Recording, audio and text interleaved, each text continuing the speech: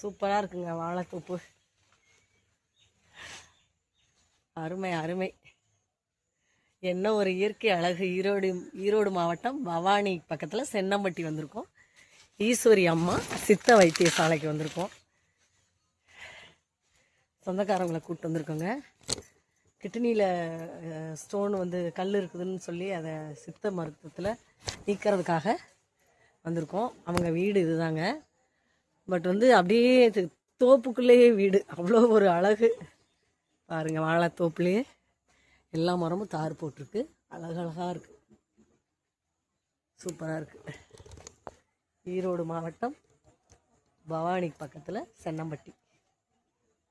சூப்பராக இருக்குங்க. இயற்கை வைத்தியசாலைக்கு வந்திருக்கோம். நிறைய பேர் இருக்காங்க. பாய். நீங்களும் ஒரு ட்ரை பண்ணி பாருங்கள்.